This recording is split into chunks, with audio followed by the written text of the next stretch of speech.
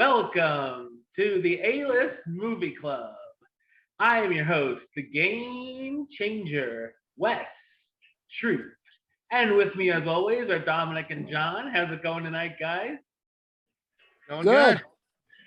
All right, and this is the show where each week a different one of us picks a different movie, but this time we did something a little different, like we did a few weeks ago, and we decided to pick a movie that John and I both had from the Dollar Tree, and we're going to find out if that's where this movie belongs,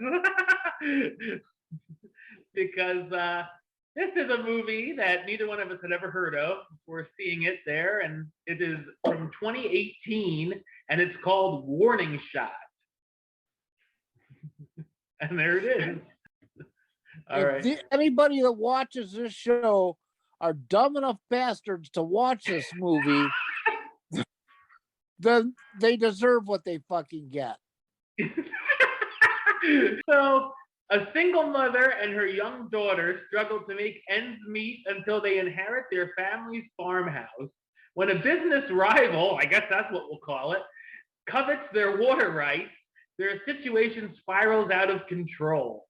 And the film is directed by Dustin Fairbanks, and this is his first directorial debut, and probably his last. Justin Fairbanks, who was shot after they screened this movie. He wanted a witness protection.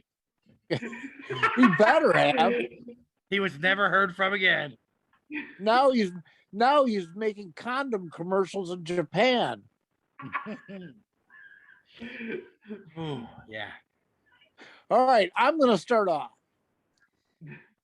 When we first started this about the Dollar Tree movies, I was pretty hyped about it. I thought this is going to be able to see some fun, bad movies where I can laugh my ass through them and just enjoy the fact that they're bad.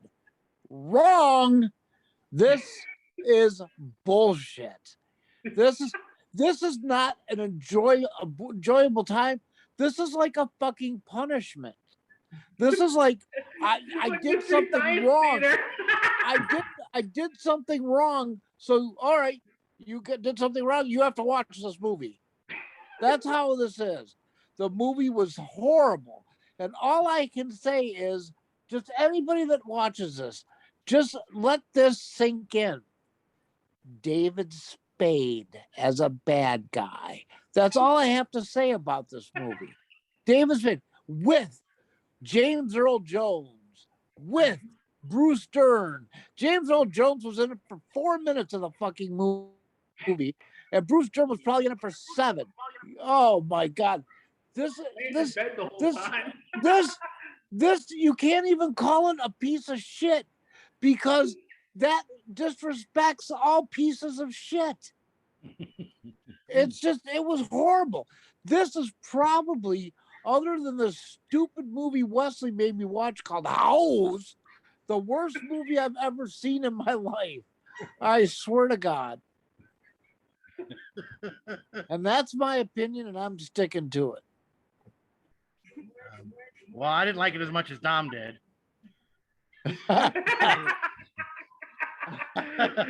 Wow. This movie just goes nowhere. It does nothing. The biggest chunk of the movie is people sitting around in the living room talking. Like, I can't wait. Like, is she gonna do something? What the hell is going on in this movie? And David Spade and James Earl Jones and Bruce Dern must have owed this guy a favor. Yeah. Ooh, man. I'm sure they don't mention this on their resume. It was the lead actress girl. I don't know who she is, but I hope I don't ever see her again. I agree. Girl was bad. I give her a pass for the little girl. Maybe it's her first movie. She's on it. That's fine. But the adults all suck. Yeah. Yeah. I can't. The main bad guy, like, what is his problem? Like, I can't. Is he supposed to be a whack job, or is he nuts or something? He's like coming unglued as the movie goes on. And you know what? This is supposedly based on true events. Yeah, what the fuck true events are this based on? There should be a drinking game. Every time someone says gun, he says, no, it's a rifle. Yeah. Apparently, out of all the crazy shit that goes on in his head, that bothers him the most. Yeah. Yeah, well, he's like a drug addict and a drunk and a rapist, and they break into things. He's a murderer. What the hell? This guy covers all the bases. Yeah. Then he sits down, has a nice conversation about his childhood, and then what the hell is going on in this movie? I would just wait, like it's supposed to be a thriller, and on the cover she's holding a gun. I'm like, when's some action gonna go on in this thing? The last 2 minutes. Then when it does, I'm like, that action kind of sucked. Like it wasn't even really good. Yeah, it's not worth the $1. Oh God, man. I'd be willing to pay them to take that back. Let's go to the Dollar Tree. I want to return this movie. No, I don't want my $1 back. I just want you to take it. Yeah. Oh. Yeah. Pretty bad when David Spade being the bad guy is like the highlight. Even he wasn't that great. No. He was typical David Spade. He wasn't even really bad. He just was like, I don't even know how to describe it. Yeah. And then when he comes in, who the F are you? Who the F are you? What the heck's going on here? It's like, it's just bad acting. How many times did that girl have a chance to run or do something? And she just sits there, like raw hanging out of her place. Yeah. Yeah, while the other two buffoons are ready to kill each other. Yeah. Yeah, it was not good. Not at all. Yeah. All right. So by the cover, I had thought that was Michelle Rodriguez on there, and that actually would have been an upgrade, and that's saying a lot. Even she knew better. Yeah, she would have brought some more gravitas to this movie, shockingly. Awful performances from the main cast.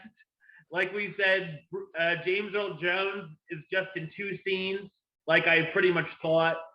He's the best one, but I think he's even just sort of reading off the cue cards. Bruce Dern lays in bed the whole time. And obviously, I don't even think he needed to be in this movie, the character.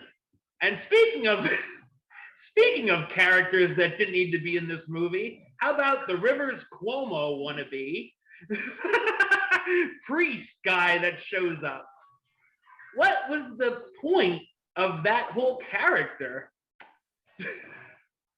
Yeah, I don't get it. This guy doesn't even need to be here. Why'd they add him? This whole movie didn't need to be here. True. Like, I thought David Spade was just monotone the whole time. It reminded me of that religious movie with Topher Grace in it, where he says, I'm your pastor, I'm here with you. The dialogue I thought was god-awful. Just laughing at how bad it was. No, I wasn't even laughing at how bad it was. I was, because it's such horrible dialogue. Like when that guy starts talking about giraffes. Do you like giraffes? I'm like, oh my God, what is this? And then he's afraid of trees. But the topper had to be when he ate the bird shit off the window. That was when I was like, I can see exactly what type of movie this is gonna be. And then the ending with it just being like, oh well, this all could have been solved by this one little thing, and none of it ever had to happen. So 4 people or 5 people are dead, but who cares? It's just like, okay. How does she just get away with murder? No one discovered the bodies or ask what happened. She's just like, all right, whatever. The bodies they zoom Sunday, in on. A bunch of people.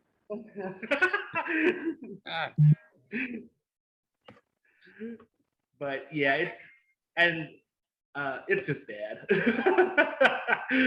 Really bad. Yeah. Not worth the dollar. I hope to God, John, you have no fucking trivia. There's only 2 things of trivia. One, Okay. it's David Spade's first dramatic role, and 2, it was filmed in Texas. That's literally all they have. And with when comedians try to do something different, like Jim Carrey, Adam Sandler, Robin Williams, they go all out with it. He just was the same person. He should have asked Sandler some suggestions. What should I do for this role, man? Just rate this fucking pig. I'll go first. I'll go first. Minus 47. You're too generous, Tom. Yeah, it's a 0 for me. It's crap. Yeah, it's a 0. Which this is our third, I think, all straight across the board zeros. I think so. With Howard the Duck and Halloween 3. I think this might be even worse than those two, honestly. Yes, it was. At least those somewhat resemble a movie. 24 hours straight of Halloween 3 that never have to watch 10 minutes of this film. Be careful what you wish for, Dominic.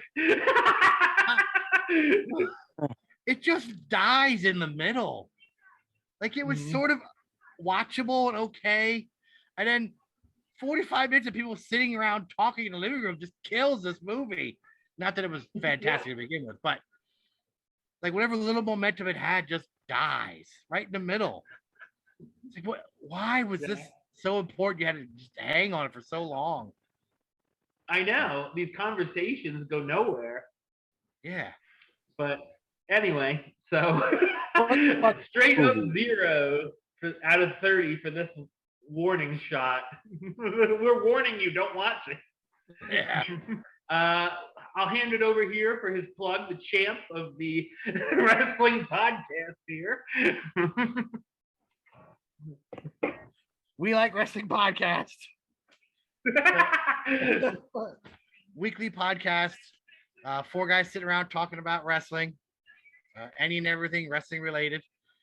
We're on Spotify, iTunes, wherever you find podcasts. We're on Instagram, Facebook, Twitter. We Like Wrestling Podcast. All right. And of course, for me, subscribe right here on YouTube, youtube.com/westside515. Like the show on Facebook, facebook.com/WestTruthAlist. And of course, you can follow me on the Twitter and the Instagram @WestAlist. Until next time, truth out. I'm gonna knock. I'll take this movie with you.